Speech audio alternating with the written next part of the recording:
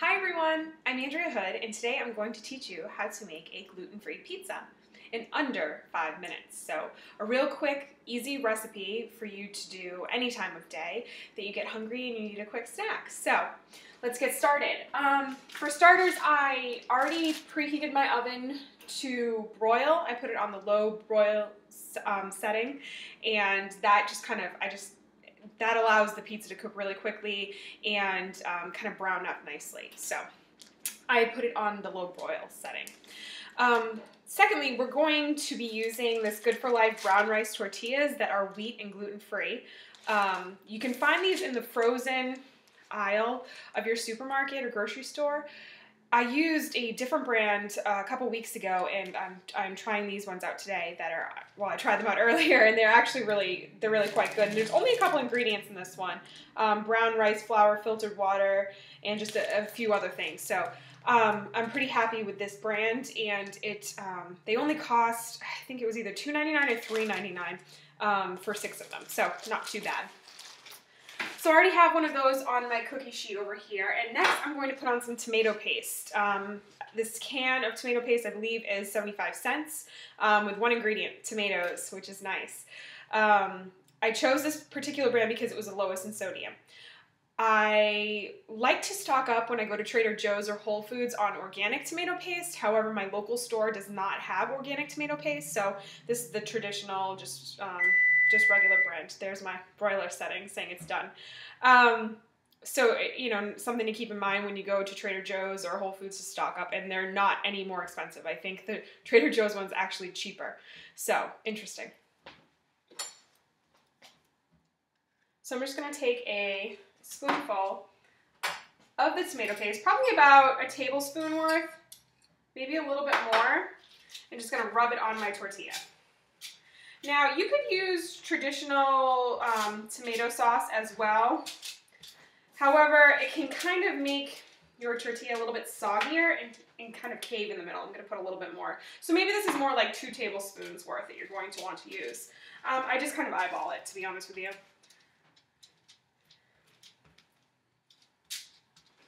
Then I'm going to add some freshly grated mozzarella that I got from the store. Again, I like to go with an organic version.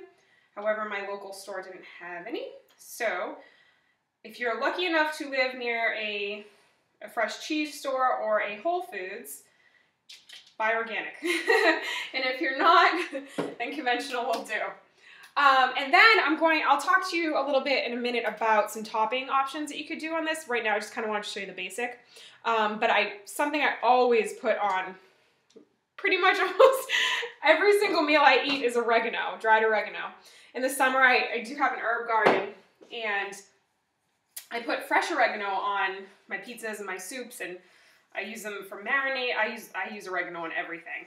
It is a really, really powerful herb that really, the main thing I've benefited from eating oregano on a regular basis is being able to fight off the stomach bug.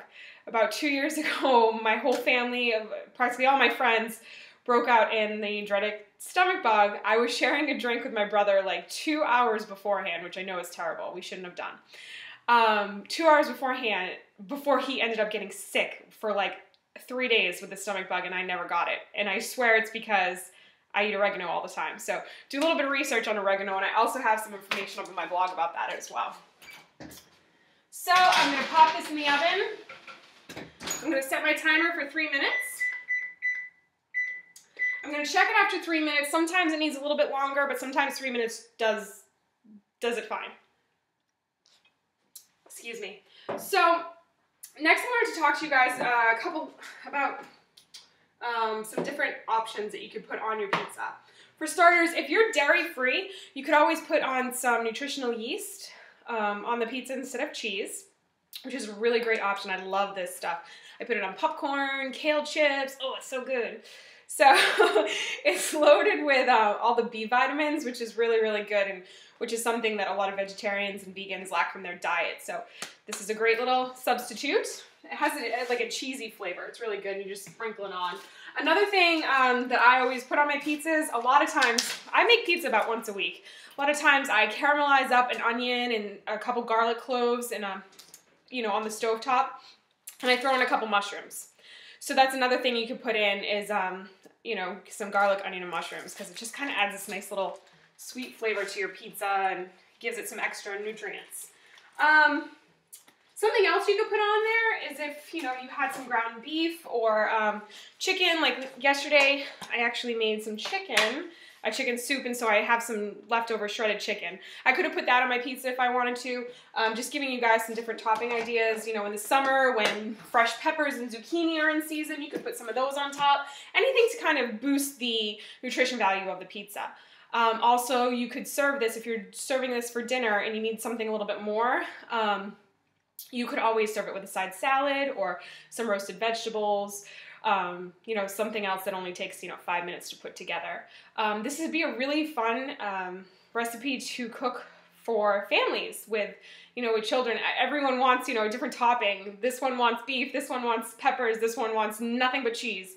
So you could kind of mix and match and play around, and maybe each child gets to make their own pizza. Something fun you could do with your family and kids. So we have about 50 seconds left, and I just kind of wanted to talk to you guys real quick about why I'm making a gluten-free pizza. It's because all of a sudden I have all these people contacting me in just a matter of about a week saying, I have a gluten sensitivity or I have celiac disease. Like, what can I make? What can I eat? So in an effort to help all of you, I'm going to be trying to make some more gluten-free recipes. My husband and I are not gluten-free, so it's not something we do on a regular basis, and I do use whole wheat pastry flour often that I get from my local farm, but knowing that all of you out there, knowing that it's a real problem, I want to help you guys. So that's a little bit behind it, and then I also want to talk to you guys. This is going to go off in about 2 seconds here. Oh, and it's perfect. So see, 3 minutes, not too long. So again, if you were making more pizzas, you could just leave the oven on. I turned mine off because I'm just making one for myself. See, isn't it pretty? So yeah, again, you could keep the oven on and do multiple pizzas if you wanted to. I'm gonna let it I can put it over here. I'm gonna let it cool on my cooling rack. So I just wanted to talk to you guys for a minute about celiac disease and gluten sensitivity. It's kind of, you're hearing about it more and more and more. When I was doing some research, I found out that approximately 2 million people in the United States, that's 1 in 133 people, are affected with celiac disease. So I think it's becoming more common, at least knowledge of it is becoming more common, so a lot of people know about it now. And what it is it's the inability to digest gluten-containing products properly, such as wheat, barley, and rye. Celiac disease is defined as an autoimmune disorder, and what happens is the villi in the small intestine become inflamed and damaged, and they don't allow nutrients to absorb. When nutrients can't be absorbed, a person often suffers from extreme weight loss, malnutrition. No matter how much food they eat, if it's not getting absorbed, then your body's becoming malnourished. You can also suffer from chronic fatigue when this happens. So that is what celiac disease is. Gluten sensitivity is a little bit different. It's more that you're sensitive to it, in which case you could get severe abdominal pain or bloating. This can also happen with celiac disease. There's digestive issues such as diarrhea and constipation. So it's really quite a serious thing, and it affects a lot of people. So I bet if you yourself don't have celiac disease or gluten intolerance, you probably know somebody that does. So it's quite common. A couple things that you can have, since you can't have wheat, barley, and rye, those are, you can't have those when you have a gluten intolerance or sensitivity. So a lot of processed food contains one of those ingredients. Salad dressing, cereals, bread, everything. Even things you wouldn't think of, like I said, salad dressings, you wouldn't think has one of those products, but oftentimes it does. So you want to stick with a whole foods, unprocessed diet as much as possible.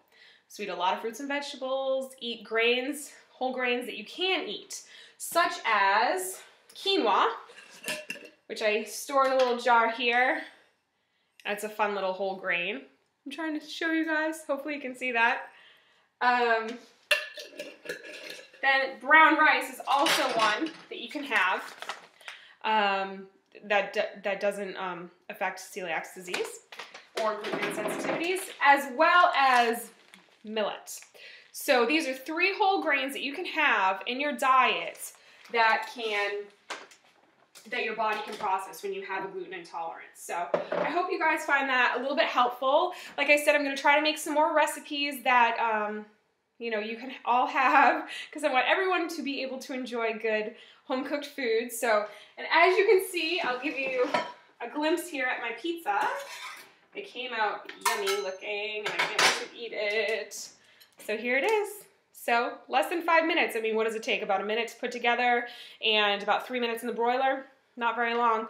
Again, if you wanted to add on additional ingredients, you know, that might take you a little bit longer, but still quick and easy and versatile too. So I hope you all enjoyed this episode or little video blog I made. I know you all like the green smoothie one, so thank you again for watching and reading. For other healthy living tips and recipes, please check out my blog at behealthybehappybelocal.com. Again, I'm Andrea Hood. Thanks for tuning in. I'll see you guys again soon. Bye!